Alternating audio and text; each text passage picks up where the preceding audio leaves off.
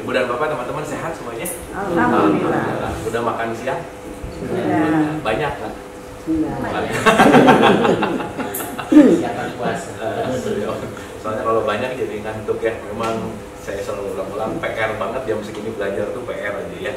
Karena lawannya tuh ngantuk gitu. Tapi mudah-mudahan dengan semangat kita bisa melalui gitu. Oke, teman-teman Ibu Bapak, karena kita kan sistematikanya silabus ya.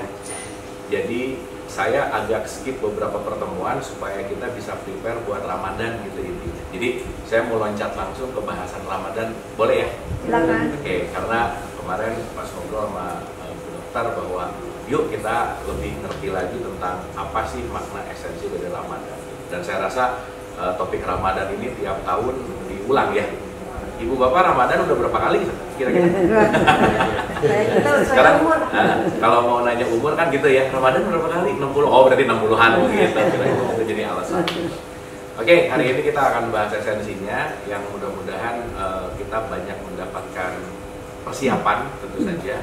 Karena nanti kita ngerti bahwa Ramadan itu kalau tidak dipersiapkan ya akhirnya hanya akan lewat gitu. Mengingat satu statement dari Rasulullah itu selalu bilang gini, umatku tuh banyak yang puasa, cuman dapat haus lapar aja sih gitu. Karena kalau cuman haus lapar aja, anak SD juga bisa gitu kira-kira. Jadi hari ini mungkin kita akan lebih membahas di wilayah esensinya. Oke Ibu Bapak, dan saya selalu mendisklaimer, saya bukan mau ceramah, itu satu, bukan mau menceramahi, bukan mau ngasih wejangan, bukan mau memberikan tausiah, bukan mau mengajari, bukan paling tahu juga atau paling pintar, tapi spirit kita adalah sesama murid yang belajar. Setuju? Setuju. Dan saya datang ke sini pengen lebih banyak belajar. Oke? Jadi saya datang ke sini justru pengen lebih banyak belajar. Karena saya datang ke sini yang pengen lebih banyak belajar, maka saya yang akan lebih banyak nanya. Setuju? Nggak tahu. Itu masih tanda tanya tuh ya. Setuju, setuju. Iya, Soalnya yang ditanya kita jadi bengong ya. Oke, pertanyaan pertama gini. Saya mungkin perlu sampel dulu aja. Teman-teman Ibu dan Bapak selama ini berRamadan, setelah Ramadan dapat apa sih? Apa yang didapatin, apa manfaatnya yang kerasa bahwa before after Ramadan ini ternyata aku gimana gitu. Ayo saya mau nanya dulu. Gue bisa pikir. Dari Tribun Timur kali. Mbak, Ramadan udah berapa kali? Lebih dari 10? Dapat apa di Ramadan? Jaga pola makan, apalagi selain itu. Yang penting pola makan aja ya. Oke, coba mungkin di Ramadan dapat apa sih?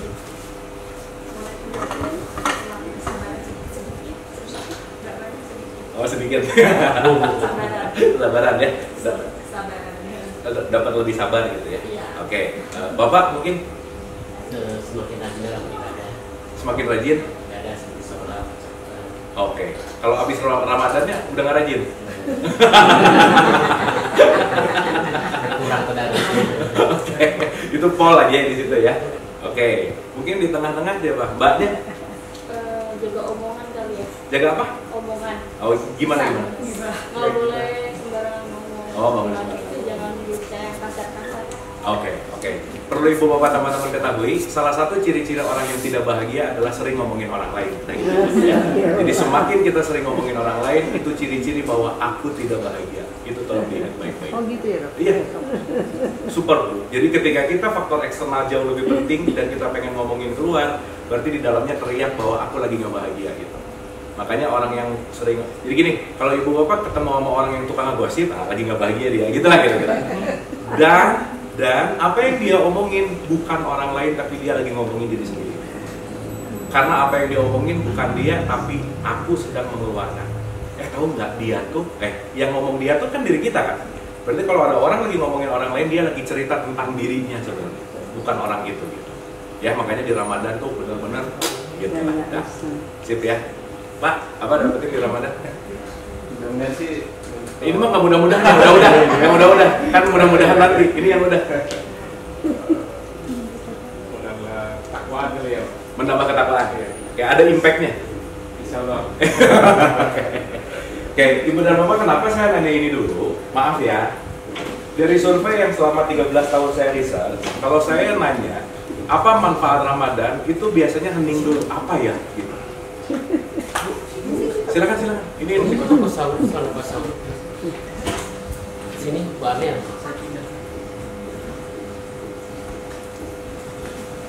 silakan tar ya.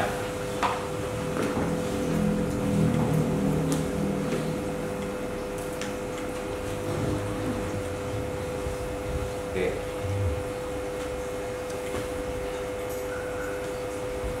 Nah, jadi saya lanjut dulu. Kita akan membahas, jadi jawaban tadi diingat-ingat ya. Supaya maksud saya, besok kita masuk bulan Ramadan, ini Ramadan yang fresh gitu. Jangan mengulang Ramadan yang lalu, cuman mengulang-ulang hal yang sama, tapi kita nggak mendapatkan sesuatu gitu. Ya, nah, saya kasih contoh sederhana begini. Saya kasih contoh sederhana gitu. Ketika kita melakukan sesuatu, saya selalu membagi dua hal dulu, teman-teman ibu bapak. Dan ini saya rasa benar-benar harus kita telaah baik-baik.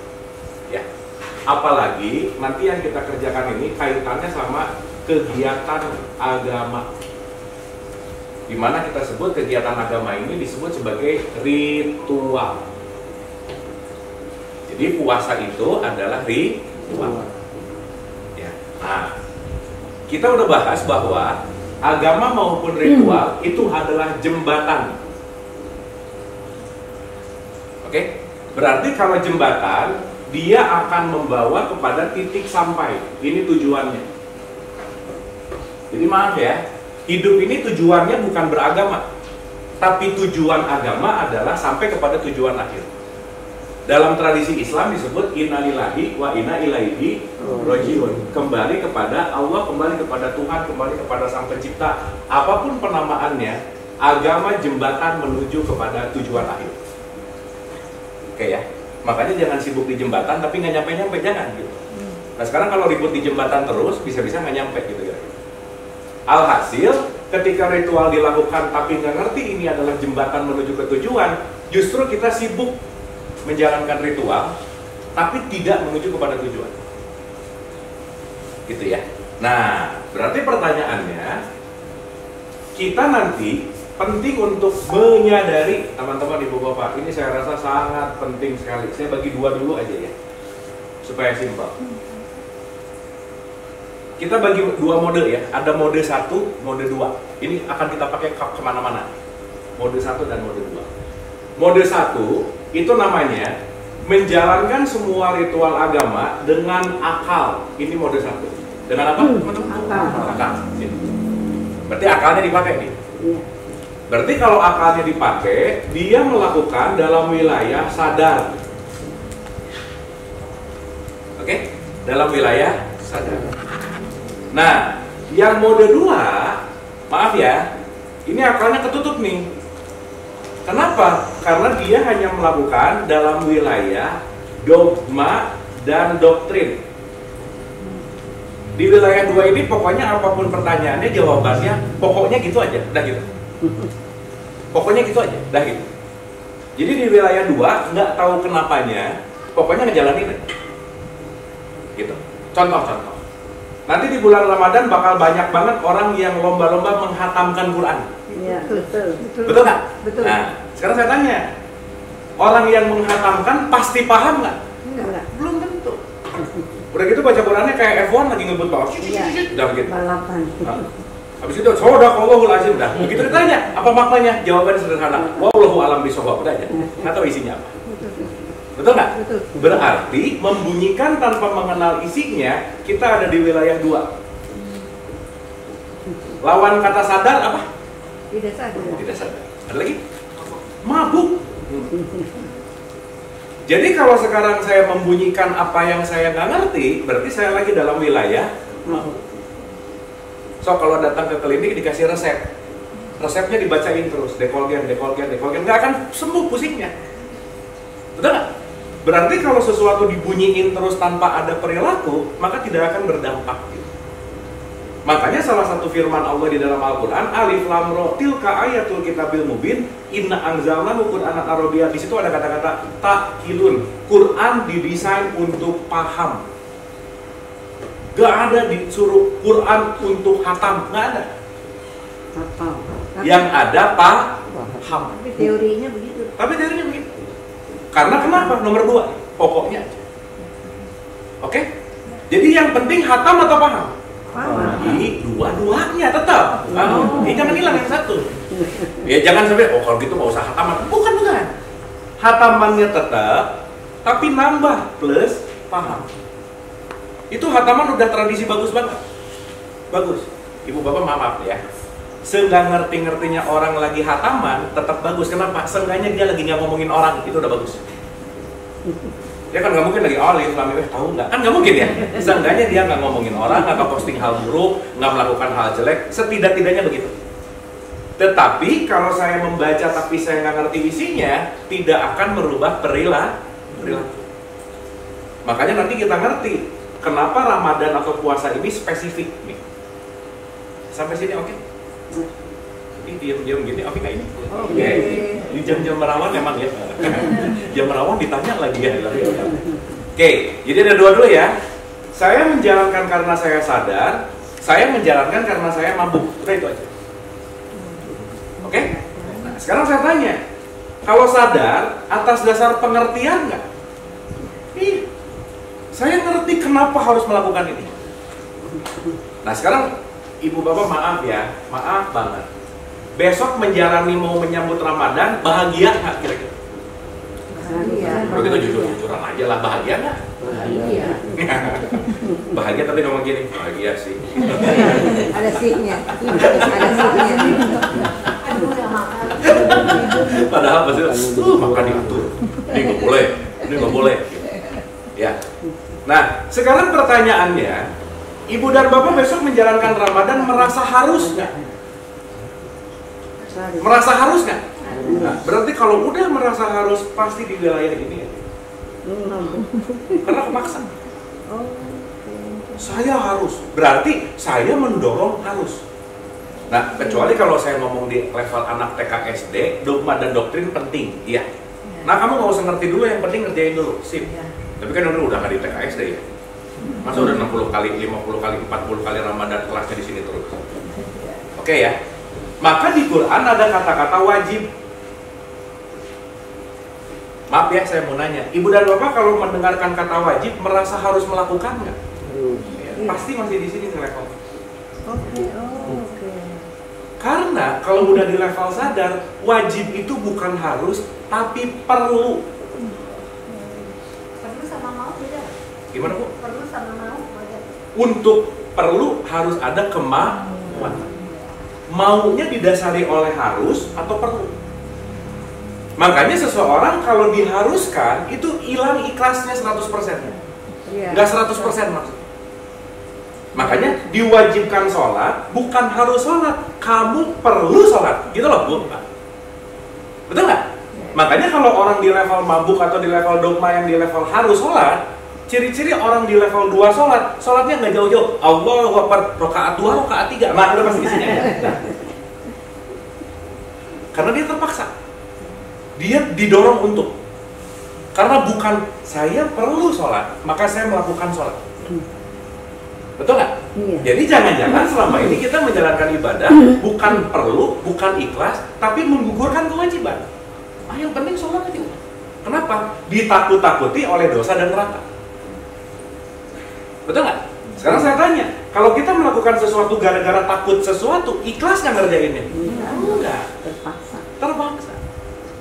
Jadi nomor 1, yuk kita rubah dulu. Besok Ramadan bukan harus puasa, tapi saya perlu puasa. Sekarang saya tanya, kalau saya memerlukan, harus tahu dulu nggak keperluannya buat apa? Betul nggak? Iya. Berarti kalau saya tahu keperluannya buat apa, so nanti ibu bapak akan ngerti ya. Kalau di dalam Quran ada kata-kata wajib, itu salah satu simpel bahwa itu kita tuh malas ngerjainnya, gitu. Nggak ada, diwajibkan atas kamu belanja banyak, nggak ada di Quran. Karena belanja nggak malas, kita suka-suka aja. Tetapi hal yang kira-kira kita nggak suka, kita malas, diwajibkan. Kenapa? Untuk melakukan yang namanya perubahan. Karena sesuatu yang harus dirubah dalam diri kita adalah sesuatu yang kita malas ngerjain. Itu inti. Makanya kalau kita udah mulai melihat apa yang malas dan kita rubah, di situ perubahan akan terjadi dalam hidup. Sampai sini oke? Jadi nomor 1, rubah dulu mindsetnya dari harus menuju perlu. Nah, kamu tuh perlu sholat, karena waktu sholat, kamu ada waktu untuk me time, kamu gak terlalu sibuk mikir, supaya kamu relax dulu sebentar. Anaknya ngerti, oh sholat berarti aku punya me time, punya jeda, supaya aku gak terlalu hektik, gak terlalu monkey mind, jadi aku perlu istirahat sejenak. Si anak ngerjainnya, ngerti, bukan takut sama ibunya, gitu. Betul gak, Bu? Betul. Sekarang gimana? Wajib sholat, harus? Dah. Iya, itu yang terjadi. Kalau nggak masuk neraka. Betul nggak? Betul. Dikit banget orang tua yang nanya ke anaknya, nah di bagian iftitah mana yang kamu nggak paham? Nggak ditanya, Bu. Di bagian Al-Fatihah mana kamu yang nggak ngerti? Nggak. Yang penting kamu gini, kalau enggak dosa, titik. Kenapa, Mak? Pokoknya. Nah udah. Dogma. Dan Ibu Bapak, sorry itu saya sampaikan, kita semua ini produk dogma. Betul. Mau nggak mau? Berarti salah satu hal yang harus kita, bukan harus, salah satu hal yang perlu kita lakukan, yuk merubah generasi yang akan datang, jangan dicokokin nama dogma. Tapi berilah pemahaman supaya dia melakukannya bukan harus, tapi perlu. Sampai sini oke? Contoh. Kita ngomong yang paling esensial dulu aja, kita bicara masalah sholat. Sholat itu jembatan menuju tujuan. Ingat Pak ya, sholat itu jembatan, bukan tujuan, bukan. Jadi maaf ya, rajin sholat 5 waktu itu belum prestasi di hadapan Allah, belum. Karena rajin sholat 5 waktu baru ngerjain ritual. Tapi titik tujuannya, itu value-nya, perubahannya, ini saya tulis gede-gede ya, kembali kepada akhlak. Salah satu akhlak adalah bagaimana kita memperlakukan orang lain. Berarti kenapa sholat disebut inna sholata tanha anil fahsya wal munkar? Sholat tujuan akhirnya apa? Kejinya kamu berkurang, munkarnya kamu berkurang. Itu tujuan sholat. Berarti sholat supaya kekejian kita volumenya dikecilin. Contoh-contoh tadi omongan awal kita, ngegosipin orang lain keji nggak? Keji dong. Ngomongin orang, ngerjelekin orang, keji dong. Berarti ketika saya lagi ngegosipin orang lain, saya lagi keji dan munkar nggak? Iya. Teman-teman, Ibu Bapak maaf ya, sebelum zuhur ngegosip, habis zuhur ngegosip. Ada bedanya nggak? Enggak, berarti sholatnya mabuk nggak? Mabuk. Makanya janganlah sholat dalam keadaan mabuk. Ini nggak ada urusan sama bir, bukan nih. Nggak ada urusan sama alkohol sebetulnya. Iya, Ibu Bapak mohon maaf ya, orang yang minum alkohol mabok, orang yang sholat juga mabok, sama-sama mabok sebenarnya. Yang satu mabok agama, yang satu mabok alkohol. Yang mabok agama mengkafirkan orang, menjelekan orang, sama aja nggak? Nggak jauh beda. Jadi mabuk itu intinya adalah ketika kita lepas dari kesadaran. Clear ya? Makanya target akhirnya adalah akhlakmu yang lebih baik, kejinya turun, munkarnya turun. Itulah yang disebut inna sholata tanha anil fahsya wal munkar. Nah, sekarang orang melihat ketaatan dan kesolehan orang, dilihat, ih rajin banget ke masjidnya. Ih, orang yang rajin ke masjid belum tentu akhlaknya bagus loh. Iya. Belum tentu. Bisa jadi dia datang ke masjid mau nyuri sendal, bisa nggak bukan? Bisa. Orang rajin banget ke masjidnya, soleh. Nggak tahu niatnya apa, betul nggak? Apalagi ketika dia melakukan sesuatu tanpa sebuah kesadaran. Ibu Bapak maaf ya, ini based on apa yang saya research 13 tahun. Masyarakat kita di level 2-nya 98%. Betul. Sorry to say. Termasuk pendidikannya. Termasuk pendidikannya. Dari mulai PAUD Iya, sampai universitas. betul. Dan itu saya research bahwa, maaf ya, kita ngomongin fakta. Indonesia orang Islam paling banyak. Mau nggak mau? Tapi dinobatkan sebagai netizen paling tidak beradab se-Asia Pasifik. Ya bagaimana? Cuitannya tuh paling gak nyekolat gitu kira-kira. Paling pedes gitu. Itu fakta. Literasinya itu di bawah tuh, literasi kita. Dan aduh gimana ya, ini mau ngomong gimana, nggak ngomong juga fakta. IQ rata-rata orang Indonesia itu 78,4. Dan 75 itu udah idiot. Bagaimana? So kenapa sekarang hoax gampang banget? Diadu domba gampang banget. Kenapa? Karena tidak ada critical thinking. Maunya ikut-ikutan terus. Nggak pernah ada why di sini.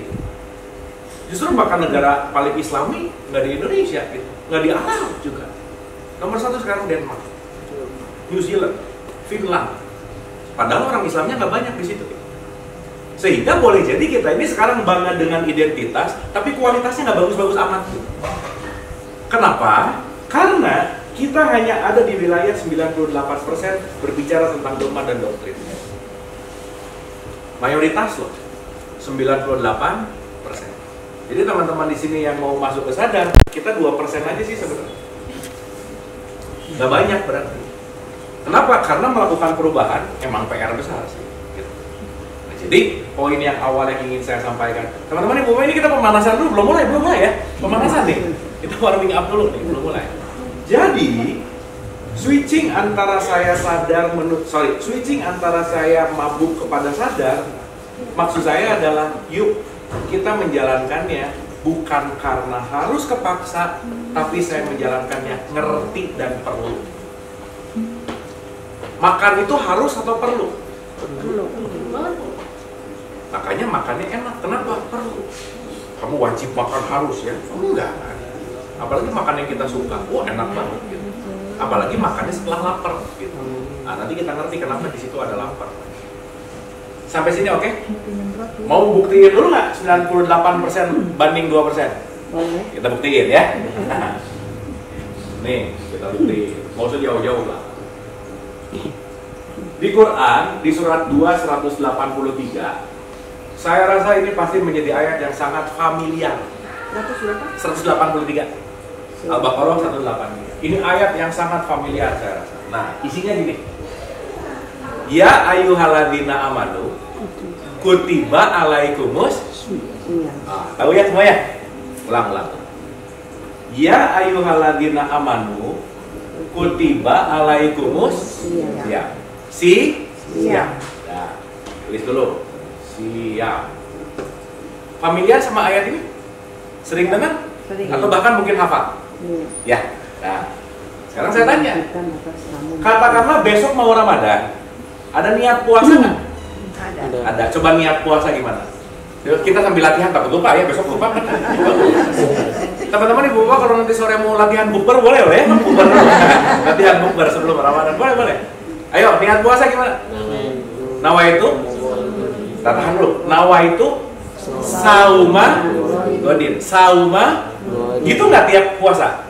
Nawa itu apa? Saum puasa. Betul? Padahal ayatnya tadi ya ayyuhalladzina amanu kutiba alaikumus. Waktu niat nawa itu saum. Kenapa jadi rubah? Nah itu dia nggak tahu. Katanya. Betul lah. Katanya jauh lah. Jangan-jangan begitu niat aja udah mabuk. Niat aku puasa. Nggak tahu puasanya apa. Karena kenapa? Pokoknya niatnya gini, bacaannya gini. Kalau mau gini, baca gini. Betul nggak? So pernah dengar nggak? Mau kaya, perbanyak baca waqiah. Bener nggak? Iya. Padahal waqiah isinya apa? Kiamat apa urusannya? Kalau mau cantik, perbanyak apa? Hah? Maryam. Mau ganteng, perbanyak surat apa? Oh tuh gitu-gitu mah apa aja udah. Itu kan ini banget nih. Gitu. Kalau Jumat baca apa? Yasin, Al-Kahfi. Bagus, tetapi kalau kita nggak ngerti maknanya, ya udah itu akan menjadi sesuatu yang diulang-ulang. Jadi mantra. Betul. Makanya Quran bilang, Quran itu bukan mantra yang diucapkan, bukan, tetapi petunjuk. Gitu. Makanya nggak ada perintah untuk dihafal, nggak ada perintah untuk dihatamkan, nggak ada sebenarnya. Yang ada dijadikan sebagai petunjuk itu. Pun nanti jadi hafal dan jadi dijadikan mantra, yang apa-apa juga sih untuk sebagai sesuatu reminder gitu-gitu. Sampai sini oke? Clear ya? Jadi siap mama saum. Nah, 40 menit lagi ngerti. Oke, Tenang. jangan. Ongoing ke situ. Nah, kan ini yang akan kita bahas tuh hari ini nih. Oke. Gitu, on the way. Supaya besok niatnya apa, ngerjainnya apa nggak cocok. Ngomongnya apa, ngerjainnya apa nggak cocok. Ya. Nah, sekarang saya mau nanya dulu nih, ulang-ulang. Kalau kita berbicara masalah konteks yang namanya agama, agama ini akan keluar menjadi sebuah identitas. Betul nggak? Karena kita ini semua at least Islamnya secara KTP, udah gitu aja. Sip ya? Berarti identitas is Islam. Sekarang pertanyaannya, orang yang identitasnya Islam itu belum tentu Islami gitu. Karena kalau dia KTP-nya Islam, belum tentu sifat Islami, belum tentu. Sekarang saya tanya, akhlak itu di identitas atau di Islaminya? Di Islaminya, berarti value terletak pada akhlak, pada Islami. Ingat gak waktu kita bahas, ini gula, itu manisnya. Teman-teman ibu bapak kalau beli gula, pasti nyari manisnya, betul nggak? Bukan gara-gara putihnya, bukan kan? Bener nggak? Ini lucu putih, beli aja. Enggak. Tapi ini manis, saya pengen tehnya jadi manis, makanya saya beli gula. Maka value gula tidak terletak pada putihnya, tapi pada manisnya. Pada apa lah? Jadi Islam itu bicara rasa. Jadi sekarang mau pakai baju putih-putih tapi nggak manis, nggak Islami gitu. Jadi urusannya bukan putih-putihnya, bukan. Tetapi value-nya Islami atau tidak. Tanggung ya, saya komain nih. Berarti saya balikin. Bisa nggak KTP-nya enggak Islam, tapi dia Islami? Bisa nggak? Nah itulah kenapa kita nggak usah terlalu banyak ngejudge orang lain aja. Kenapa? Jangan-jangan terlalu sibuk menilai keluar, lupa untuk menaikkan value diri, gitu kira-kira. Sampai sini oke? Sip ya? Nah, sekarang saya tanya. Maaf ya. Ini saya bagi dua dulu, supaya gampang kita samain dulu kata-katanya, namanya puasa aja dulu ya. Nah, karena nanti puasa itu ada siang, ada sahur. Dan puasa itu bukan bahasa Arab, tapi Sanskrit, dari kata upavasa. Upavasa. Apa itu upavasa? Upavasa artinya menetap dengan Tuhan. Stay with God. Itu sahur. Itu arti puasa. Nah, nanti saum siam nanti habis ini sebentar lagi. Sip ya. Jadi maksudnya kalau stay with God, kalau kita menetap dengan Tuhan, artinya apa? Bagaimana kita terus-menerus ada di pihaknya Tuhan, gitu. Gampangannya bersama Tuhan. With God. Itu namanya upavasa. Contoh. Kalau saya lagi emosi, lagi marah, lagi amarah, berarti saya bersama ego saya. Tuhannya ketutup sama ego. Jadi ini permainan ego sama Tuhan tuh flip flop. Ego naik, Tuhan off. Ego turun, Tuhan on. Gitu. Nah tiap detik itu kita flip flop gitu. Nah nanti tiap sholat dicek lebih besar mana persenan ego saya yang ada atau Allah yang hadir gitu. Makanya tiap sholat dicek. Caranya? Disadari kan? Dari subuh ke zuhur pendengaran saya dengar apa aja. Mata lihat, mikir apa aja, ngomong apa aja, nanda tangan apa, nge-text apa, nge-posting apa, langkah kemana. Kan kita bisa ngerti tuh. Kenapa ya perasaan kayak enak? Oh iya, yang dibaca TikTok gosip mulu sih gitu. Oh ya udah ngerti. Oh ternyata ini. Berarti kan ada kontemplasi di situ. Betul nggak? Sehingga nanti dalam harian kita dikasih ritual untuk apa? Untuk terus-menerus menelaah diri. Makanya selesai wudhu, Allahu Akbar, Bismillah. Wah, mulai tuh atas nama Engkau. Saya dari subuh ke zuhur pakai banyak welas asingnya, banyak marah-marahnya ya, gitu kira-kira. Terus tuh. Tapi balik lagi karena soalnya juga dogma doktrin ya udah Allah udah dah kira-kira. Nggak ada kontemplasi di situ gitu. Makanya sholat tidak menjadi seseorang berakhlak baik karena kenapa? Dia hanya melakukan wilayah ragawi. Inilah gampangannya, teman-teman. Maaf ya, ibu bapak, korupsi keji nggak? Keji. Ada nggak orang rajin sholat tapi korupsi? Ada.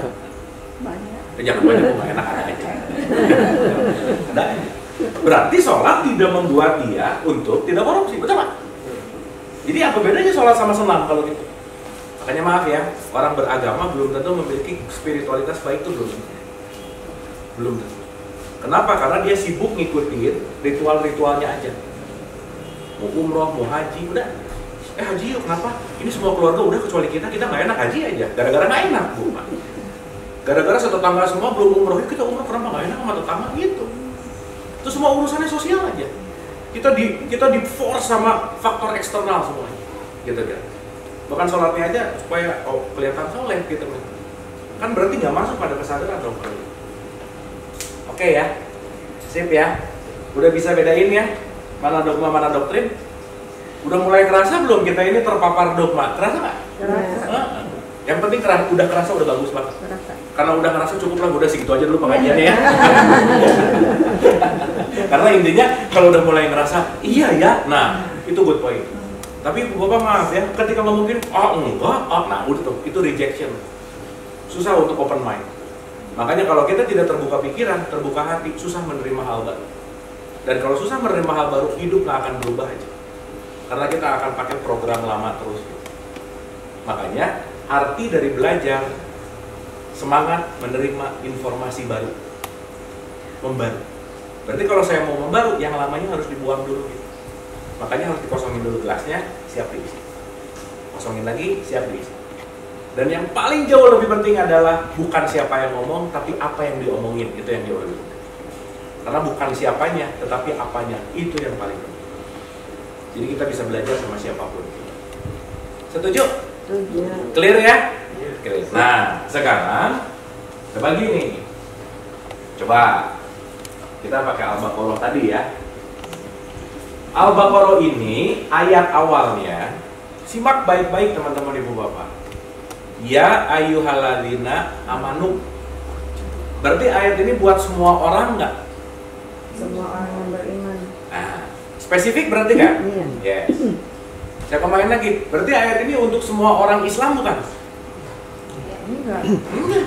Buat semua yang beriman. Berarti spesifikasi saum ya ayyuhalladzina amanu kutiba alaikumusiyam. Ini Al-Baqarah 183 ya. Supaya nggak lupa. Ini nanti 19 ayat 26. Nah, supaya nanti ingat. Apa yang saum itu 1926? Yang siam Al-Baqarah 183, yang saum itu 1926. Nanti ada di surat Maryam di situ. Ya, kita 1926. Oke. Nanti kita buka pelan-pelan. Ya. Nah, satu dulu aja, nggak usah jauh-jauh. Hai orang-orang yang beriman. Lihat, berarti yang bisa masuk ke siam itu ada spesifikasi khusus dulu nggak kira-kira? Iya. Iya. Apa speknya? Beriman. Beriman dulu. Jadi ibu bapak besok jangan main puasa aja nih, jangan-jangan belum lolos ini gitu. Bisa. Betul nggak? Tapi saya ngomong ini kalau Genset ngomong, berarti aku besok nggak usah puasa, kenapa? Kan aku belum beriman. Enggak, jangan gitu juga kan? Jangan. Kan aku belum beriman gitu. Bukan gitu maksudnya, bukan. Yang betul beriman. Dan itu nggak tahu lagi. Tapi ngaku-ngaku beriman boleh aja sih. Kalau ngaku-ngaku boleh aja ya. Ya, satu. Hai orang-orang yang beriman. Berarti beriman nggak ada kaitannya sama identitas. Betul nggak? Iya. Karena identitas tidak menentukan orang ini beriman atau enggak. Sip ya? Jadi nggak bisa ini orang agamanya beda, kayaknya nggak beriman. Itu belum tentu loh.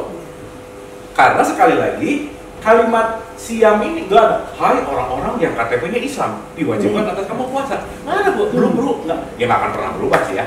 Nggak ada statement itu di Quran, nggak ada. Dulu kan nggak ada KTP. Nggak ada apalagi dulu. Betul, bener banget. Nabi Muhammad KTP-nya apa? Ibrahim, Isa, Musa. Apa? Gitu. Nah, mungkin belum ada ya. Nah, yang jadi concern, kenapa spesifikasi ini dikaitkan sama orang beriman? Berarti kan bukan siapanya dong. Betul nggak? Tetapi value dari derajat orang itu. Nah, saya mau bagi 3 derajat dulu, ibu bapak nih ya. Ini agak ini soalnya kita nge-skip sekitar 4-5 pertemuan, jadi nggak apa-apa ya. Yang penting kita dapat esensi aja. Punten, mohon maaf ya. Derajat paling rendah namanya zolim. Zolim itu dari kata zulmat, artinya gelap. Berarti kalau orang gelap, ya nggak ada cahaya. Anyway, Gelap itu sebetulnya nggak pernah ada. Yang ada ketidakhadiran cahaya. Untuk supaya mudah. Sekarang saya tanya, berarti orang zolim disuruh puasa nggak? Disuruh siang nggak? Enggak, karena yang disuruhnya kalau kamu udah naik, ini level 1, ini level 2. Kalau kamu udah di level 2, puasa. Makanya puasa disimpan setelah sholat. Makanya sholat disimpan setelah syahadat. Maka syahadat dulu, sholat, baru puasa, zakat, baru haji. Karena kenapa? Ini nanti ada spesifikasinya. Itu memang belum kita bahas sih, jadi jangan pusing dulu, udah aja, lewat aja dulu ya. Tapi supaya ngerti kenapa ini dijadikan sebagai level gitu. Karena sholat untuk melepaskan diri dari zolim, makanya keji dan munkarnya turun. Oke, sampai sini? Berarti ini jadi berjenjang nggak? Jadi nyambung satu sama lain nggak? Iya, makanya suka ada pertanyaan, kan kalau puasa sih rajin, tapi waktu puasa nggak sholat, ya nggak bisa tuh. Karena itu dua-duanya hal yang dalam tanda petik jadi satu kesatuan, gitu-gitu. Sampai sini oke? Sip ya? Tapi lagi-lagi sholatnya bukan harus, bukan. Jadi begitu, orang ketahuan lah kalau lagi azan, Allah Akbar. Ya, nah udah tuh, kalau udah, ya, nah udah tuh. Di sini nih. Nah, pasti aja. Ya. Ya udah aja lagi. Ya. Habis gitu pura-pura bahagia lagi wudhu gitu. Padahal biasanya enggak juga sih. Biasanya. Sip ya? Nah. Pertanyaan. Terus supaya kita tahu kita iman atau enggak, gimana caranya? Harus ada iman meter nggak? Harus ada indikator parameternya nggak? Iya dong. Dicek dulu nih, indikator parameter saya udah beriman atau belum? Ya. Nah, ini nanti indikatornya banyak banget ibu bapak, tapi karena waktu kita terbatas, 2 aja. 1. Cek dulu ya. Jadi ini apa judulnya, cek iman? Ini adalah alat pengukur keimanan. Iya, jadi cek iman. Nah, iman meter. Iman ada kan? Ada. Kayak tensi meter. Iya, ada. Kan datang ke sini tensi dulu, berapa nih? Darah rendah, darah tinggi nggak? Gitu. Ya. Yang nomor 1, surat 61 ayat 2 dan 3. Kalau di Quran. 61, 2 dan 3. Yang kedua, surat 17 ayat 36. Saya pakai angka aja supaya gampang nemu ini ya. Soalnya kalau saya ngomong asyafaat ayat 2, bingung. Nyari dulu suratnya, nyari nah gitu. Ya, jadi saya pakai numerik supaya langsung. Iya. Al-Isra 36, mending 17 36 cepat. Sip ya. Itu tujuannya supaya numeriknya mudah. Ya. Oke. Satu dulu ya. Kita cek dulu lah. Mumpung masih ada waktu, kalau belum beriman, kita siapin dari sekarang gitu maksudnya. Ya, kita harus disiapin. Karena ingat ya, yang disuruh siam itu orang beriman, bukan orang zalim, bukan. Iya. Oke. Nah, di surat 61 ayat 2 dan 3, saya mau bacain dari teks aslinya dulu di Quran. Di Quran tuh kalimatnya gini, Ibu dan Bapak. Ya ayyuhalladzina amanu, ya, lima ta'kulun ma la taf'alun. Kaburomatan indallahi antakulu ma la taf'alun. Kira-kira begitulah. Oke. Kita terjemahin ya. Nah, soalnya nanti tiba-tiba amin ya Allah, nggak ngerti juga gitu. Ya kita terjemahin. Hai orang-orang yang beriman, kenapa kamu mengatakan sesuatu yang tidak kamu kerjakan?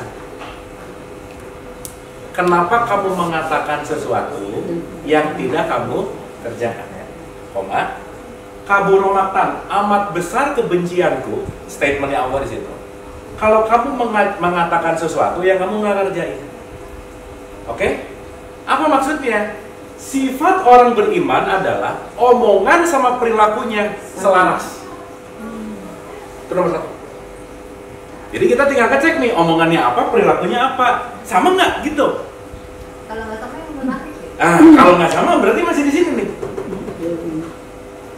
Sedekah dong. Yang nyuruh sedekahnya pelit, Bu. Pak, gimana? Kamu berbuat baik, yang nyuruhnya enggak gitu. Nah, orang tua biasanya ibu atau bapak ke anaknya, kamu tuh harus sabar, nak. Nyuruh sabar, ambil marah-marah gitu loh, Bapak. Kan aneh ya? Betul nggak? Sehingga nomor 1, poin utama orang beriman adalah antara ucap dan laku itu selaras. Makanya ibu bapak maaf ya, di hidup ini gak ada orang yang hebat. Yang ada adalah orang yang terlatih. Karena ucap dan laku itu kalau kita nggak latihan nggak akan matching ya. Maka ucapan apa perilakunya, ucapan apa perilakunya. Oh, gini aja lah ibu bapak, nggak usah jauh-jauh ya, maaf ya. Kita ini lebih sering ngomong dulu baru mikir atau mikir dulu baru ngomong, yang mana? Ngomong dulu. Nah, udah sih. Baru iya ya, gitu. Berarti kalau ngomong dulu baru mikir, jangan-jangan antara omongan sama pikiran sama perilaku nggak sinkron. Terus gimana mau disebut beriman? Betul nggak? Berarti antara ucap dan laku selaras. Oh, coba. Sholat baca Al-Fatihah nggak, ibu bapak? Oh, coba mungkin. Lagi Al-Fatihah nih. Allahu Akbar. Bismillahirrahmanirrahim. Nah, ayat 1 aja. Atas namamu ya Allah yang maha kasih dan sayang. Ngomongnya maha kasih sayang nggak? Selesai sholat nyuruh anaknya marah-marah. Cocok nggak sama omongan? Enggak, udah miss tuh dari bismillah aja. Alhamdulillahirobbil alamin, segala puji hanya milik Allah. Berarti setiap pujian milik siapa?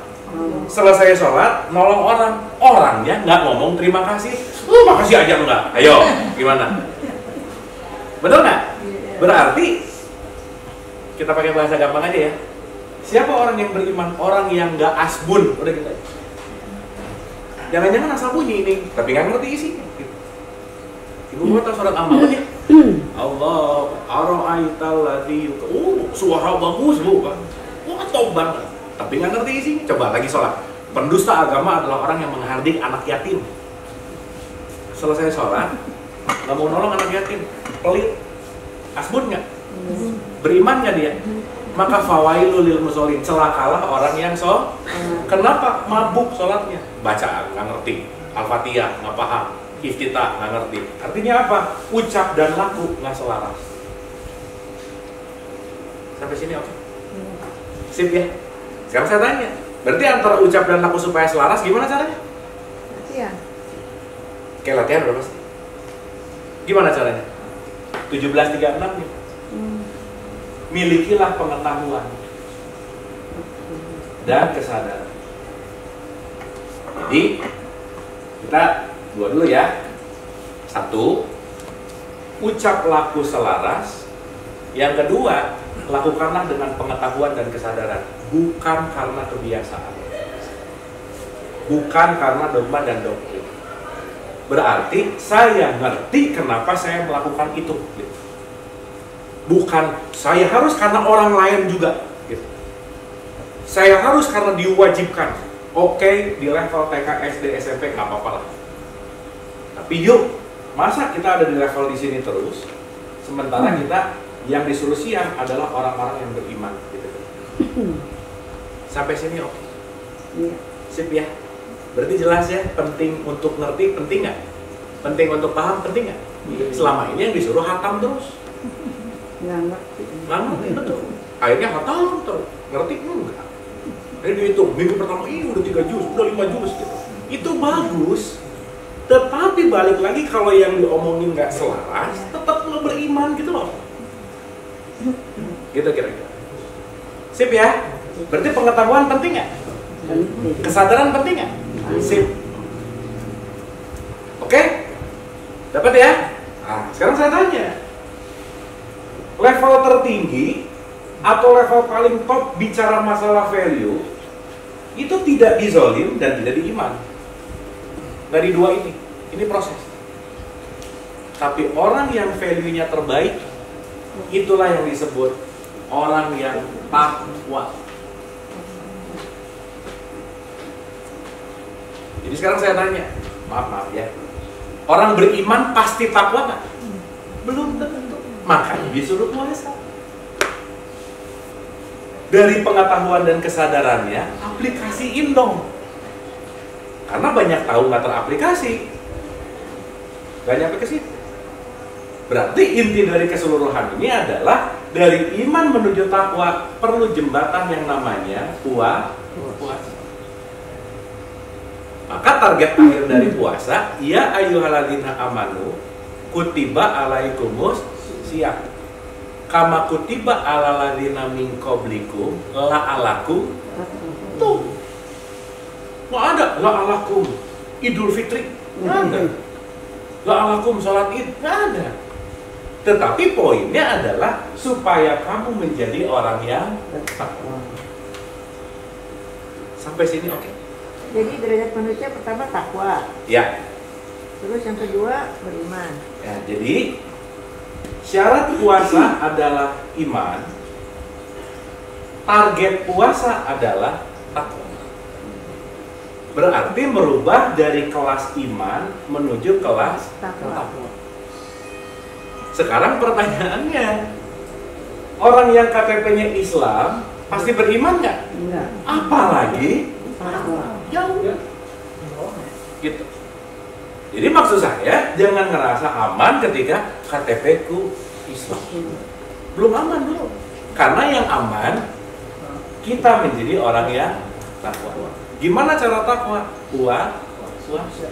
Nah, sekarang saya tanya, kalau takwa perlu latihan, berarti takwa hal berat nggak dalam hidup ini? Berat. Banget. Saking beratnya, dalam tanda petik ya.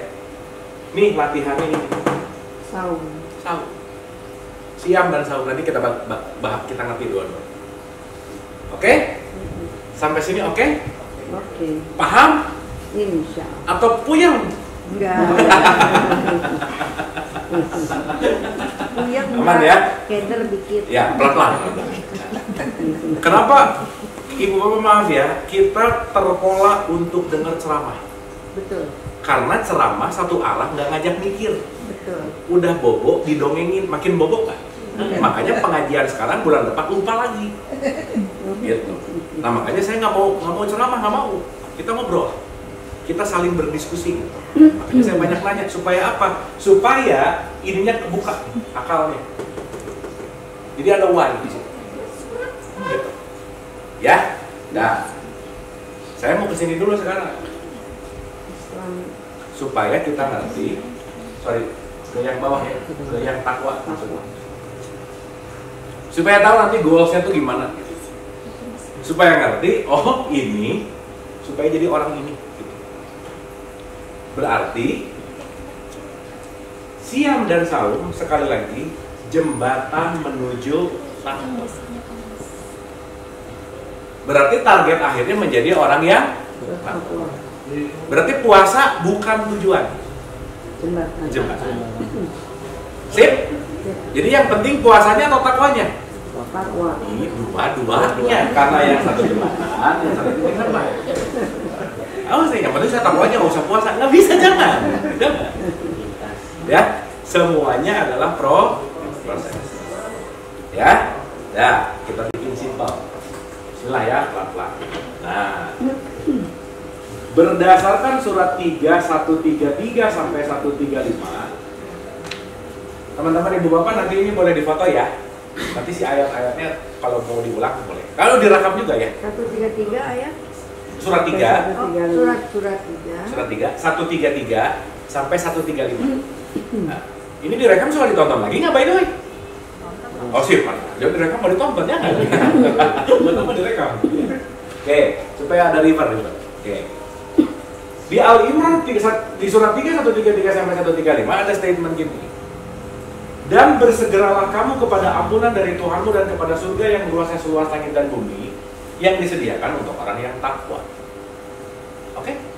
Jadi surga untuk orang yang mana? Bukan untuk orang yang puasa, bukan. Takwa. Berarti kalau puasa nggak takwa dapat surga nggak? Enggak lah. Sholat nggak takwa dapat surga nggak? Enggak lah. Sekarang pengen surga tapi nggak takwa, nggak bisa. Jadi syarat mutlak dapat surga bukan umroh, haji, puasa, sholat rajin, tahajud, bukan. Tapi semua jembatan itu membuat saya menjadi orang yang bertakwa. Sampai sini clear? Sip ya? Jadi sekarang kalau ke anak atau ke cucu atau ke siapa, selebih ada satu opsi lagi. Nah udah sholat bagus tapi pertanyaan, nah hari ini udah takwa belum? Itu bukan. Tapi ditanya takwa Apa arti? Abis ini kan kita ngerti sebentar lagi. Ya, itu anak yang berarti emang takwa apa mak? Pokoknya takwa aja balik lagi. Itu yang masalah. Itu yang masalah. Jawabnya bingung.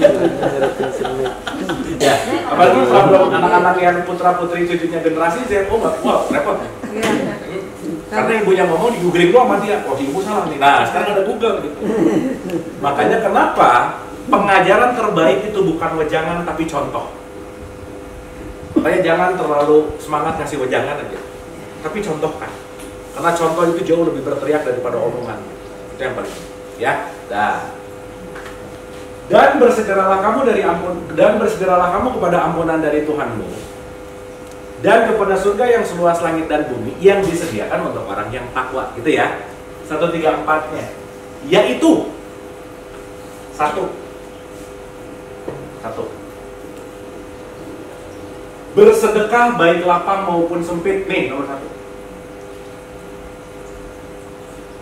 Jadi lapang dan sempit disuruh apa kita? Sedekah. Kalau lagi lapang suka sedekah nggak? Suka. Kalau lagi sempit? Enggak. Pengen. Ngitung. Oh manusiawi ya. Itu manusiawi itu kemana? Ya. Ya. Coba. Nomor 1, suruh sedekah baik lapang maupun Sempit. susah nggak? Susah. Oh susah banget. Atau saya suka ngomong supaya gampang ya teman-teman ibu bapak, maaf ini supaya simpel aja. Siapa orang takwa nomor 1? Orang yang enggak pelit, udah gitu aja. Jadi kalau pelit takwa nggak dia? Enggak. Maaf ya. Ada orang yang rajin umroh tapi pelit, ada nggak? Ada. Nah berarti nggak takwa dia gitu. Amin. Karena dia menjalankan ritual tapi nggak nyampe kepada esensial.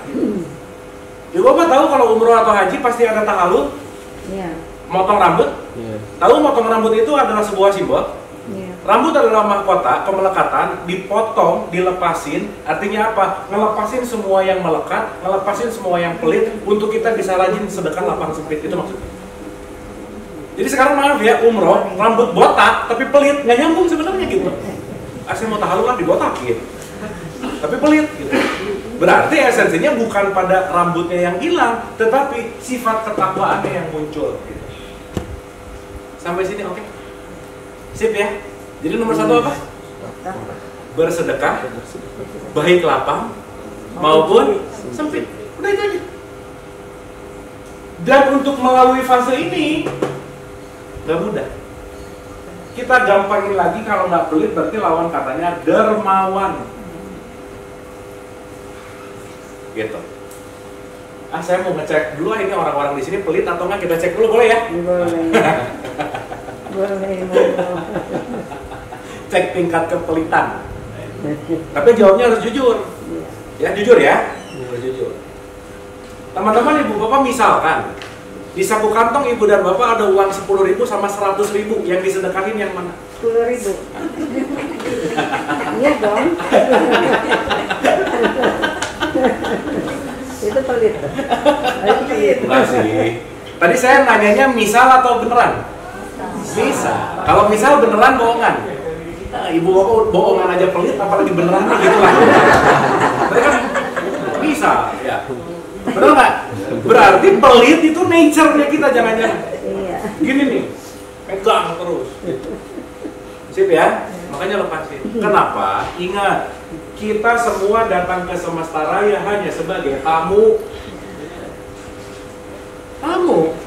Mampir bentar, pulang. Yang namanya tamu nggak pernah punya hak milik. Maka yang namanya tamu nggak boleh memiliki. Saya tamu di rumah ini, betul nggak? Ini whiteboard nggak boleh dibawa pulang, Bu, Pak. Tamu. Kalau dipakai boleh, tapi jangan dibawa pulang, nggak boleh memiliki. Nggak bisa maksudnya. Nah, berarti kalau saya mau belajar untuk melepaskan kepemilikan, kamu keluarin nih yang namanya sedekah. Maka maaf ya, semakin kita tidak bisa melepaskan sesuatu, semakin hidupnya menderita. Maka kalau lagi hidup, lagi down, menderita, lagi bete banget, lagi susah banget, satu-satunya cara bantu orang lain. Kenapa? Dan membantu urusannya bukan hanya faktor uang, bukan. Uang nggak punya, waktu. Waktu nggak ada, tenaga. Tenaga nggak ada, pikiran. Intinya adalah melakukan kebermanfaatan untuk sesama. Selesai. Baik lapang maupun sempit. Sip ya. Dan nanti lakukannya proporsional. Jangan sampai mau nolong orang, ada jatuh ke sumur. Mau sedekah nolong, kasih 500.000. Enggak, dia butuh tali. Masalahnya bukan 500.000. Gitu. Jadi nanti akhirnya menolong dengan efektif, efisien, sesuai, proper. Sampai sini oke? Sip ya? Berarti kalau gitu nomor 1 target dari takwa supaya apa? Saya tidak melekat. Saya tidak ada yang namanya kemelekatan. Nah, ibu bapak maaf ya, ini harus disadari sih. Pelit itu dilatih. Kita membiasakan pelit. Jadi kalau sekarang aku tuh emang orangnya pelit, enggak, tiap hari latihan pelit, udah gitu aja. Berarti kalau saya supaya jadi nggak jadi orang pelit, gimana? Latihan jadi orang dermawan. Sip? Oke? Nomor 1 ya? Oke. Makanya susah loh. Untuk jadi nomor 1 tuh susah. Makanya disuruh siap nih. Makanya ini latihan. Ya? Maaf ya. Tahajud rajin, haji berkali-kali, umrah berkali-kali, duha apa semua. Pelit. Nggak tahu aja. Dah. Berarti dia masih ribut di sini. Gitu kira. Sip ya? Clear ya? Makanya ibu bapak kalau nanti mau nyari mantu nomor 1 tanya pelit nggak gitu bu, nomor 1 pelit nggak gitu. Ini penting. Bibitnya nomor 1 di sini, nanti bebet bobot ketiga. Ya clear ya? Nah, nomor 1. Soalnya ibu bapak punya mantu pelit pusing aja. Cobain. Oke?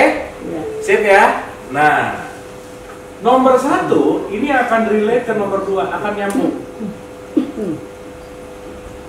Oke, ibu bapak akhlak ini ditentukan sama visi kita atau softwarenya?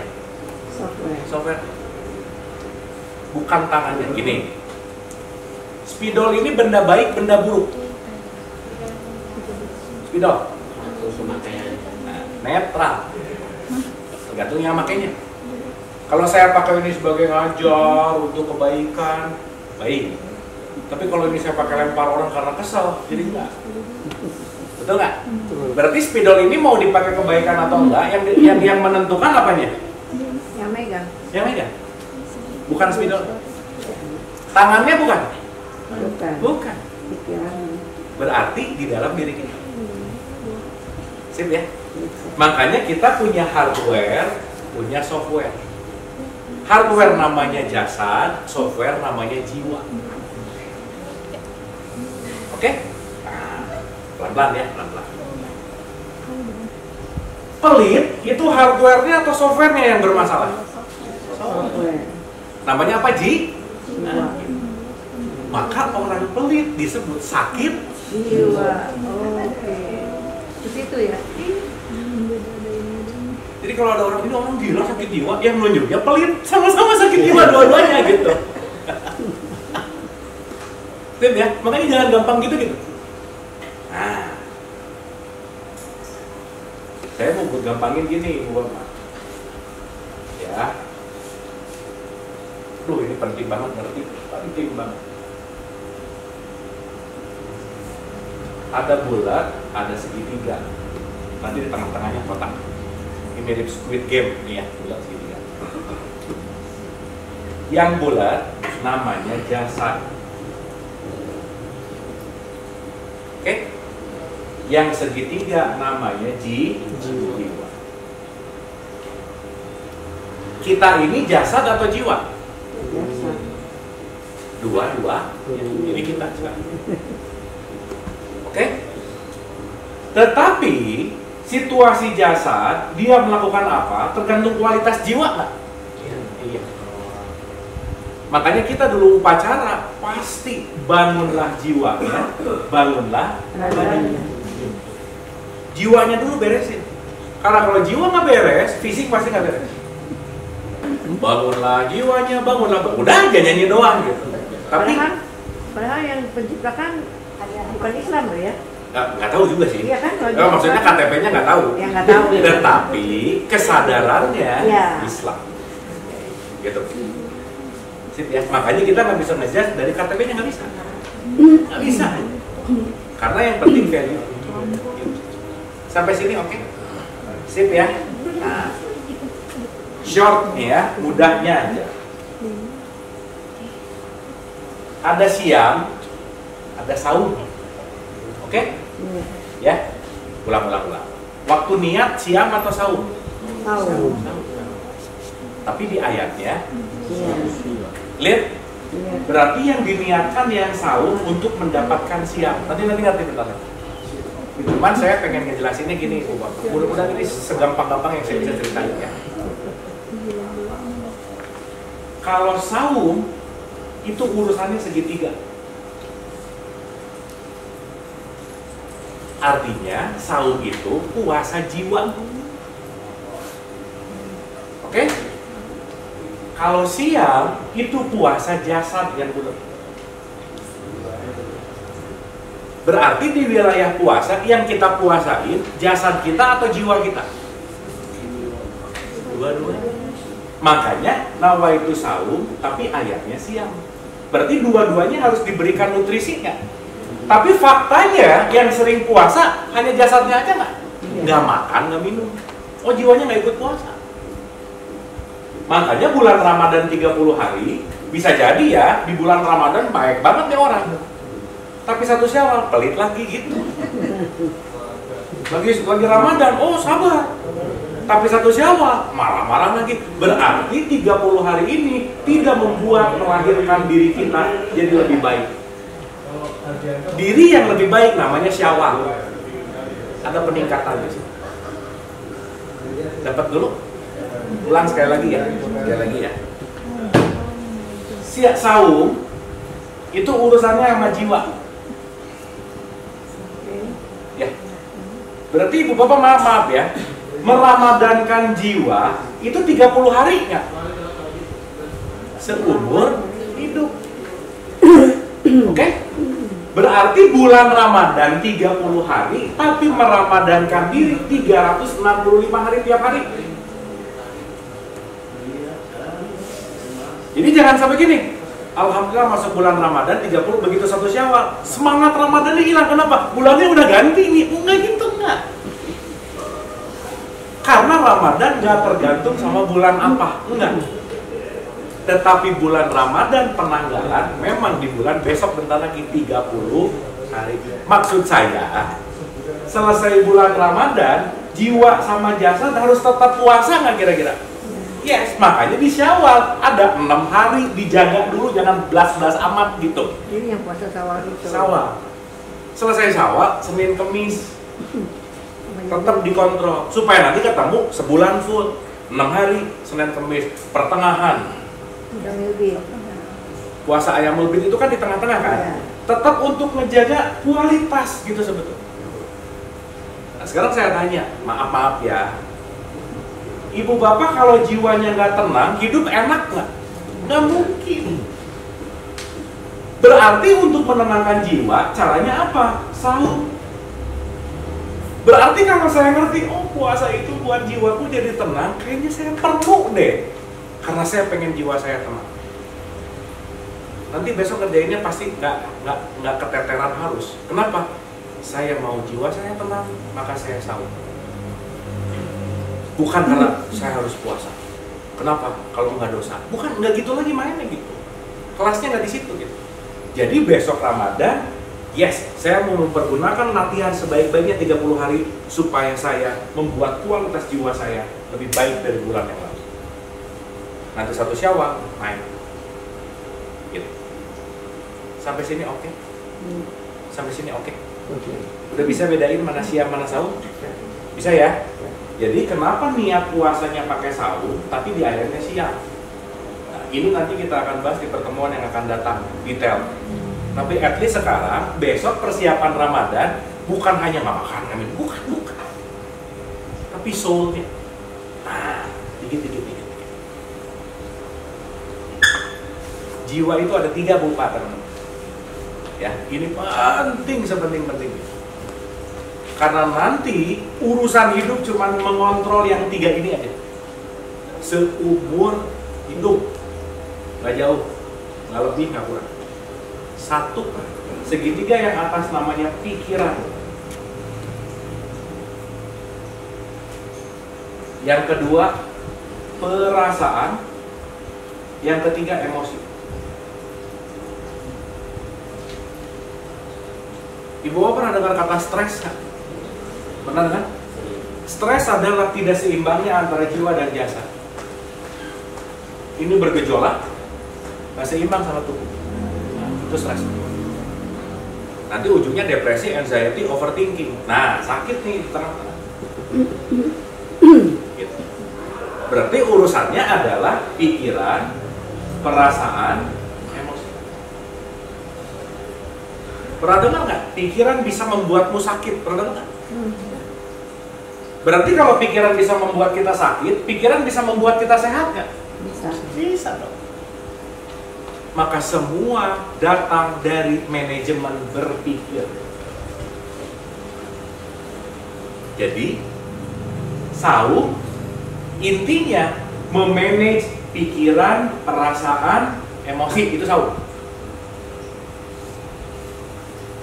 Oke? Siam memanage tubuh fisiknya. Ulang ya. Tahu. Saung memanage pikiran, perasaan, emosi. Itu saung. Oke? Kalau siam itu memanage wadahnya. Nih, wadah. Clear ya? Karena kalau dua-duanya nggak dirawat, nggak bisa. Makanya ini ada skin, ini ada soul. Makanya jangan terlalu bukan jangan terlalu banyak deh. Jangan sibuk hanya skincare, tapi soul care-nya nggak ada gitu maksud saya. Skincare mulu gitu. Tapi soul care-nya nggak ada gitu misalnya. Kenapa? Karena dua-duanya perlu ada perawatan. Sampai sini oke? Pelit ya? Nah, sekarang saya tanya. Pelit itu hubungannya sama segitiga atau bulat? Segitiga. Segitiga dong. Karena jiwanya menggenggam terus. Berarti sedekah untuk membuat jiwa jadi tenang kan kira-kira? Maka ibu bapak kalau habis berbuat kebaikan pasti happy. Sok cobain. Belum berbuat kebaikan baru niat, ayo mau nolong deh. Udah di sini keluar dopamin. Hormon keluar, hormon kebahagiaan keluar. DOSE, dopamin, oksitosin, serotonin, endorfin. Itu keluar tuh. Pas semua kita mau kebaikan, itu oke. Berarti kalau hormonal kita oke, ke emosi oke nggak kira-kira? Yes. Itulah kenapa penting banget untuk melakukan kebaikan. Itulah kenapa nomor 1, siapa orang yang takwa? Bersedekah baik lapang maupun sempit. Sampai sini oke? Nah, saya mau nanya, waktu sedekah ngeluarin hormon bagus nggak? Iya. Iya dong. Berarti kalau hormon bagus pengaruh kepada feeling perasaan nggak? Pasti. Maka ciri takwa nomor 2, pandai menahan amarah. Ini nomor 2. Ego control.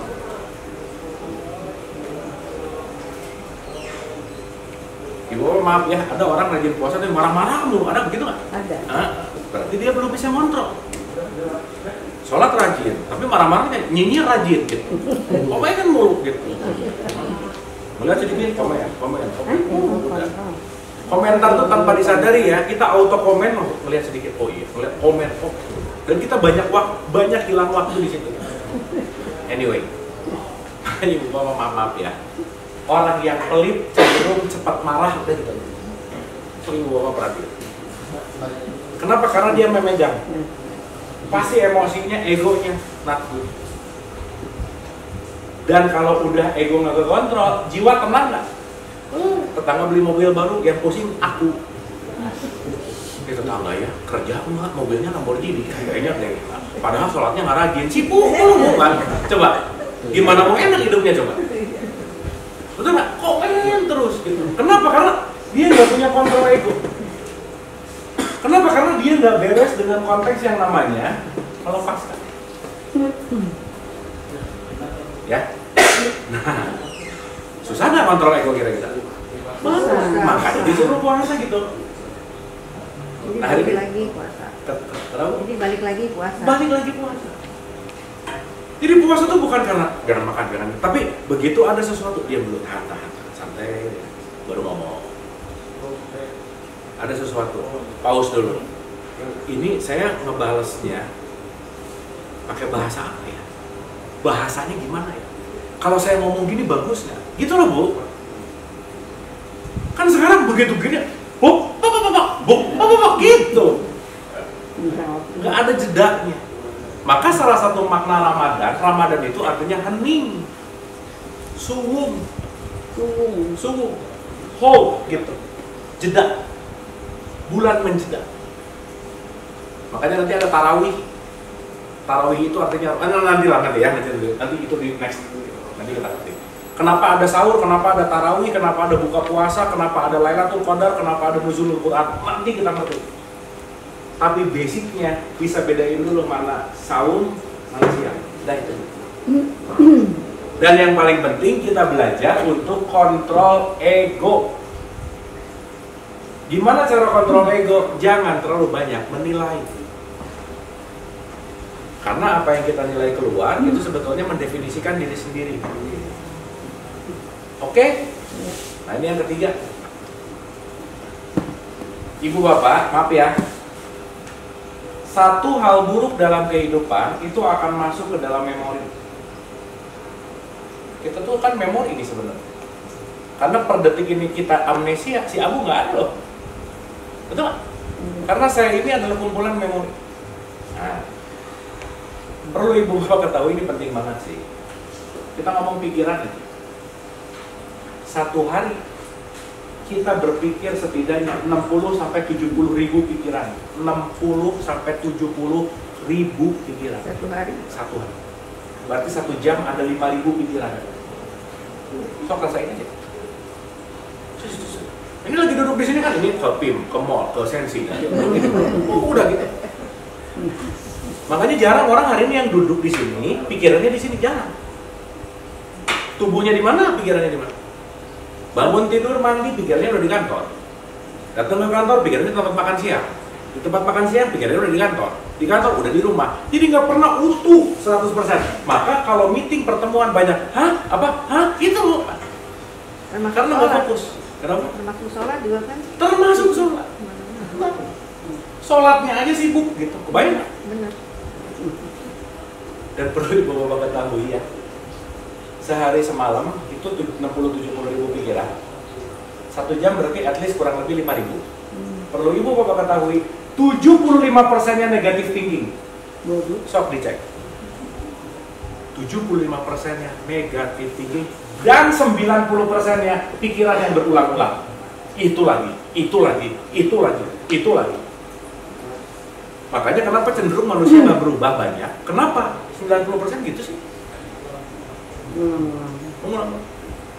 Maka kebayang nggak? Pikirannya sama, perilakunya sama nggak?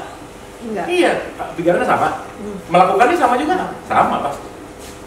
Berarti kalau pikirannya sama, perilakunya sama, hasilnya sama juga nggak? Kebanyakan orang pengen hasilnya beda, tapi mikirnya gitu-gitu mulu gitu loh. Makanya Albert Einstein, dia bilang gini. Albert Einstein dia bilang gini, Bu. Orang gila adalah orang yang pengen hasilnya beda, tapi ngerjainnya itu mulu. Nanam melon, pengen keluar durian, kan aneh. Begitu nanam, ya Allah tumbuhkanlah durian. Ibu mau doa di depan Ka'bah nanamnya melon, nggak akan keluar durian, gitu. Kenapa? Karena semua tergantung dari apa yang saya lakukan akan kembali. Di mana pelopornya? Pikiran. Itu sama dengan hukum tabur tuai. Hukum tabur tuai, sebab akibat, relativitas, semua terjadi. Jadi ibu bapak kalau mau ngomongin hukum hidup paling gampang ya, simpel aja Bu. Jangan nyubit kalau nggak mau dicubit, udah gitu aja. Jangan ngomongin orang kalau nggak mau diomongin orang, udah gitu aja. Fix. Berarti kalau saya pengen ditolong, saya harus ngapain? Nolong. Kok aku nggak ada yang nolong? Iyalah kamu nggak pernah nolong. Aku tuh dinyinyirin dia, kamu nyinyir mulu. Dia komplain dinyinyirin, padahal tiap kali dia nyinyir sama orang kan. Sebenarnya kita udah bisa menilai diri kita sendiri ya kalau kita mau. Maka salah satu arti takwa itu waspada terhadap diri sebenarnya Pak itu ya. Kontemplasi. Tuh hari ini kenapa ya saya panen caci maki? Oh iya kemarin tanam caci maki mulu masalahnya. Karena apa yang kita tanam pasti akan kembali. Oke? Nah, setiap apapun kejadian itu akan membuat jiwa kita diisi memori Bu. Nah, titik-titik memori ini nanti yang akan menyebabkan dalam tanda petik luka disebut luka batin lah bahasa. Nah, itulah nanti yang penting untuk kita terima. Pada akhirnya, jiwa yang tenang adalah jiwa yang pandai. Nomor 3 nih, Iya. memaafkan orang lain. Nah,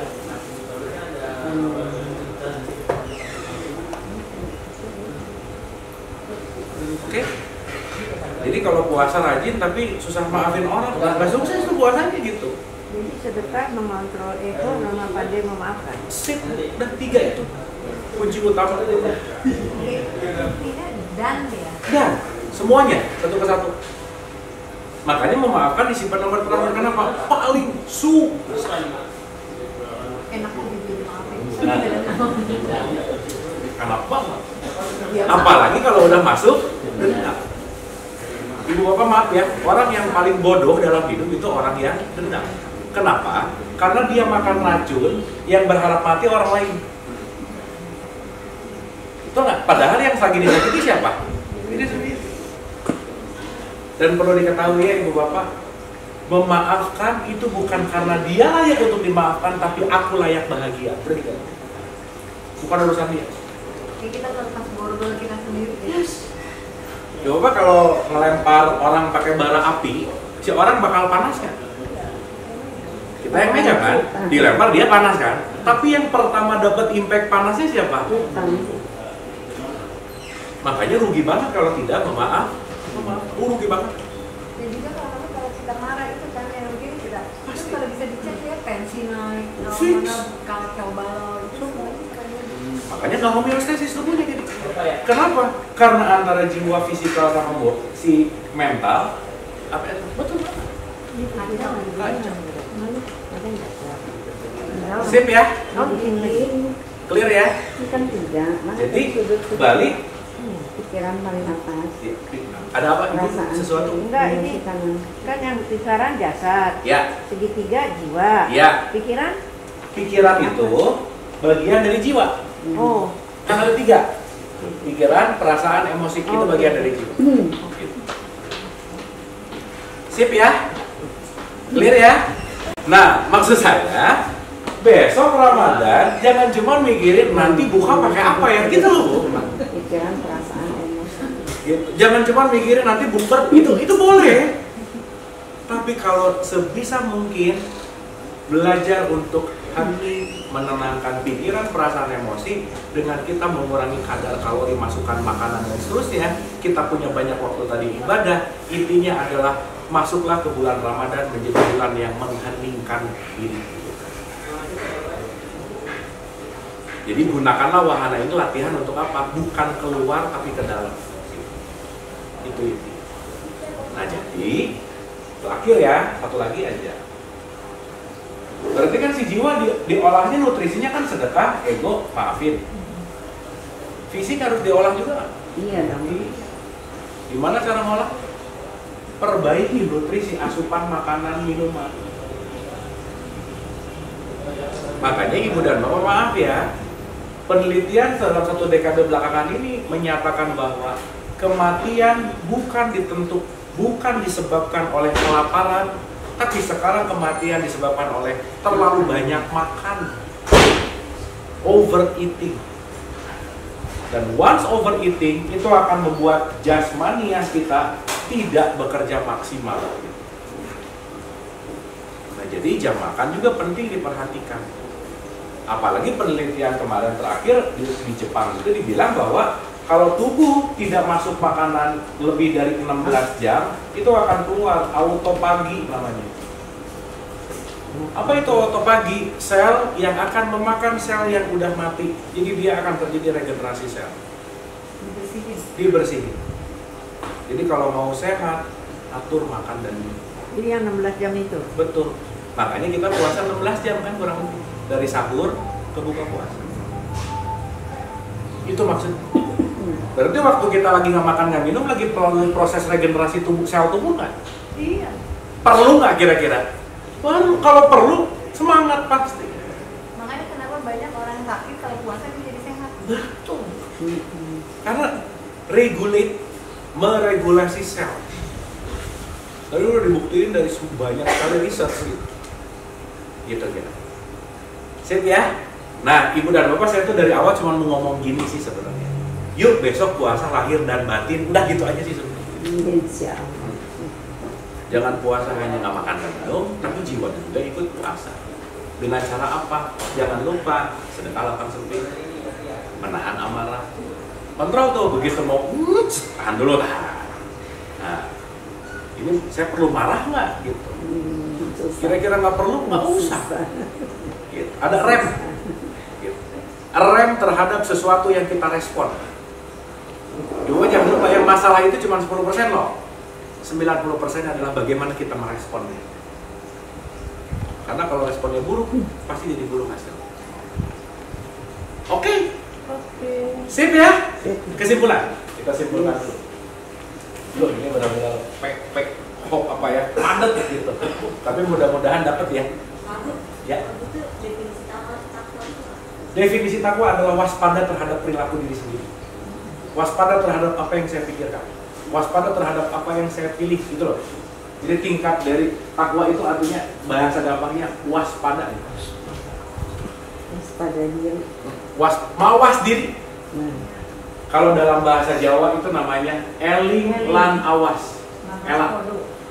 Eling lan waspodo. Terus toolsnya itu yang tadi ya? Toolsnya itu. Memaafkan orang. Yes. Karena begitu sedekah, hormon oke. Good feeling.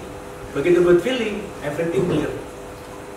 Begitu everything clear, emosi bagus.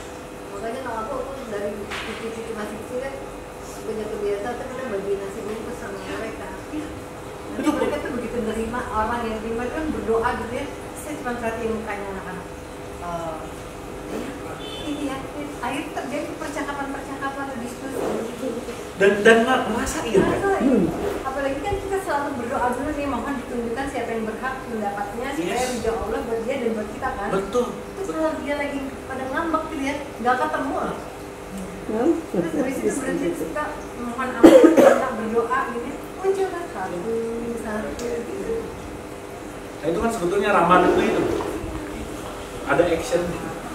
Kalau ada orang misalnya ya, apa itu namanya, tidak sholat, Ya. tapi perbuatannya baik, Ya. gimana itu? Urusan dia sih. Kan dia yang milih ya. Jadi orang itu tidak sholat, tidak pernah sholat, tapi perbuatannya baik. Nah, Kan. tapi buat kita juga menilai dia kan. Kan kita jadi menilai Bu. Ya, ya. Kan mau sholat mau enggak, urusan dia. Gitu. Karena nanti kalau kita ngerti hakikat sholat itu bukan masalah gerakan dan Katanya bilang, percuma nggak sholat dan berbuat baik. Nah, Ada yang baik. bilang gitu. Betul. Ya. Tapi sholat yang mana gitu? Bukan sholat yang ini. Tapi sholat di level nanti kita nanti. Sholat itu nanti ada 3 level. Ya. Ada sholat yang pakai waktu, Ya. ada sholat yang pertengahan, ada sholat tanpa waktu. Karena sholat itu artinya terhubung kepada Allah, mengingat Allah. Berarti bahasa gampangnya kalau mengingat Allah, sifatnya dia ada di dalam diri kita kan? Berarti ketika tadi ngasih nasi bungkus, ini saya lagi sholat sebenarnya. Karena welas asih saya lagi aktif. Gitu. Jadi kapanpun kan sebenarnya. Kapan? Nah yang 5 waktu itu namanya ritual.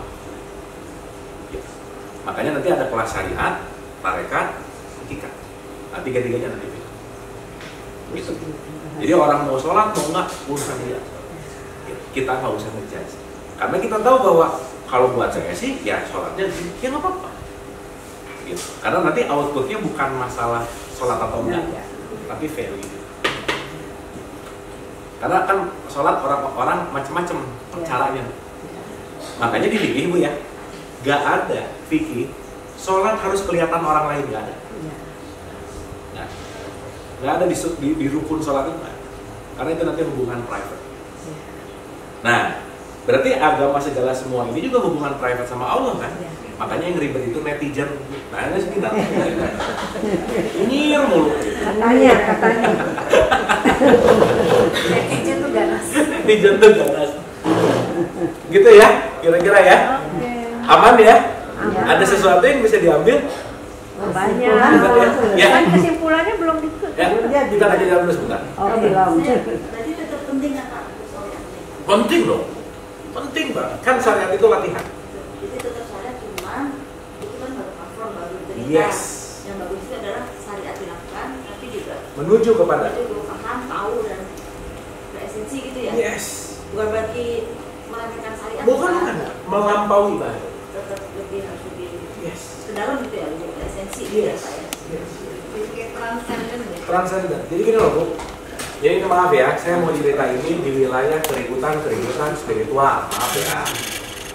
Orang yang egonya gede nanti memisahkan mana saya di level syariat, kamu di level hakikat pun sebaliknya. Nanti ada yang orang ngomong, sorry ya, udah di level hakikat nih, syariat udah gak penting lagi. Nah ini nggak bijaksana namanya. Ego juga. Gitu. Jadi tidak ada satu statement apapun yang meninggalkan syariat tetapi melampauinya. Ditingkatkan. Dari syariat menjadi akad ya. Yes. Dari yang asalnya nggak makan dan minum, yang asalnya senam, jadi sholat beneran gitu. Paham? Yes. Kayak orang bilang helikopter view ya. Nah. Yang ada di situ tetap ada, tapi kita ngeliatnya lebih luas lagi. Betul. Betul banget. Ada lagi? Aman ya?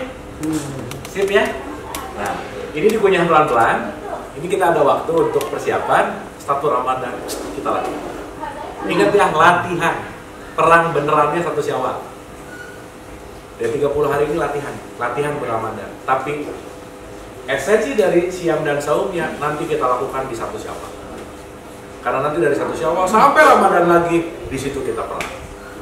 Jadi jangan sampai waktu latihan menang mulu, waktu perang kalah mulu gitu, jangan. Gitu kan. Sip ya? Kesimpulan sekarang. Satu. Puasa diwajibkan untuk orang yang beriman. Oke?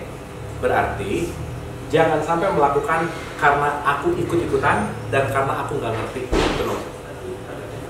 Nah sekarang udah mulai ngerti ya. Ternyata perlu nggak puasa?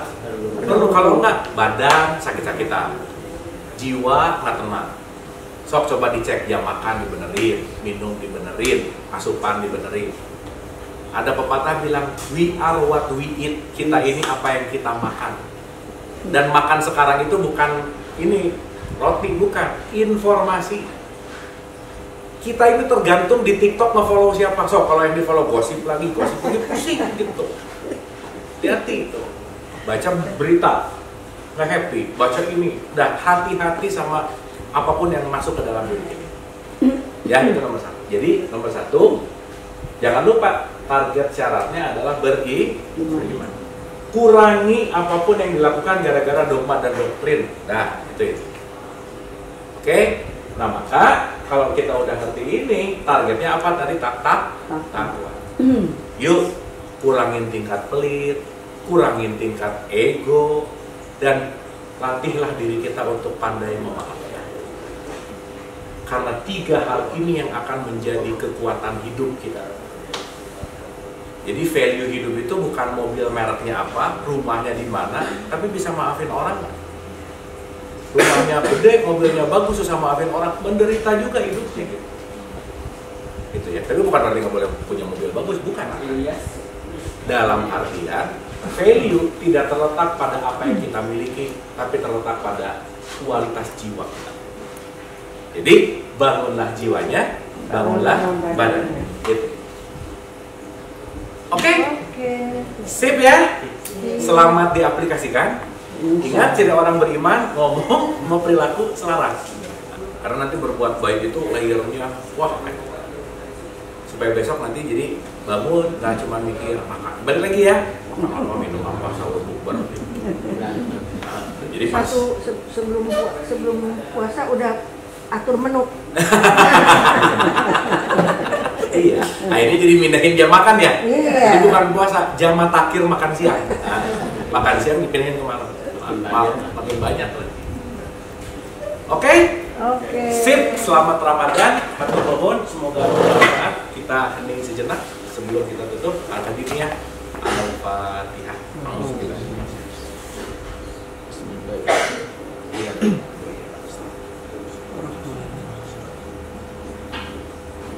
Allahumma rabbi firli wali walidayya warhamhuma kama rabbayani shaghira. Rabbana atina fid dunya hasanah wa fil akhirati hasanah wa qina adzabannar. Wa adkhilnal jannata ma'al abrari aziz ya rabbal alamin. Subhana rabbika rabbil izzati amma yasifun wa salamun alal mursalin walhamdulillah. Ibu bapak hatur nuhun, sehat selalu, Amin. senantiasa berbahagia untuk menyambut Ramadan. Amin. Wabillahi taufiq wal hidayah. Assalamualaikum warahmatullahi wabarakatuh. Hatur nuhun.